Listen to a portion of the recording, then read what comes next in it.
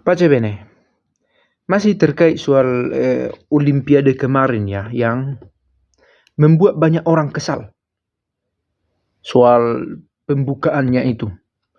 Bagi yang belum tahu, saya pikir kebanyakan kita sudah tahu bahwa dalam pesta pembukaan itu kesannya ada gerakan, ada kampanye untuk mengabaikan, merendahkan, menganggap tak bernilai hal-hal yang berbau religius. Dan ini bukan hanya spekulasi kita saja. Pada level yang lebih tinggi dan serius, sudah ada pernyataan-pernyataan resmi. Tak benar yang kamu buat itu. Itu kerumusan lain untuk mengatakan bahwa banyak protes atas cara pengungkapan ide yang dibuat di acara pembukaan Olimpiade. Apa yang terjadi? Oke. Scenery, penampilan dari perjamuan malam terakhir katanya itu diejek dengan membuat parodi, bukan hanya sekedar parodi lucu tetapi menghina, dengan perempuan yang menjadi peran utama, lalu ada hidangan, di sana ada laki-laki yang tubuhnya dicat biru tanpa pakaian, hanya sepotong celana kecil yang dia pakai. Nah, membawa kemarahan. Nah, berkenaan dengan ini, saya sebenarnya tidak mau membahas jauh lebih banyak soal itu. Tapi soal referen Mazmur yang menarik untuk saya, engkaulah pelarianku di dalam kesesakan. Itu versi bahasa Indonesia ya. Yang menarik, dalam bahasa Italia dipakai istilah angoscia. O Dio, tu sei il mio rifugio nella mia angoscia.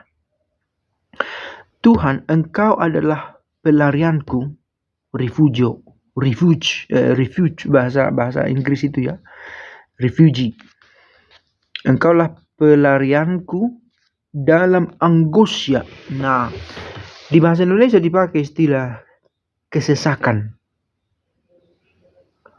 Kita nggak tahu sebenarnya mengapa sesak. Apakah karena sedang sedih, sedang perasaan apa yang membuat seseorang sesak. Nah, kata angoscia bisa dimaknai sebagai kemarahan karena menolak sesuatu, kecewa, sebegitu dalam sampai sesak gitu ya. Jadi di kata kesesakan kita tidak menemukan alasan mengapa seseorang sesak. Tetapi di kata angoscia ada penyebab mengapa ada kesesakan itu. Ada kemarahan, ada kekecewaan yang mendalam. Dan itu dibawakan. Nah, menarik, orang kadang lari kepada Tuhan ketika dia meminta sesuatu ya. Ada cita-cita, ada harapan, ada permohonannya gitu. Nah, ternyata bisa juga lari kepada Tuhan ketika ada kemarahan yang benar-benar hebat.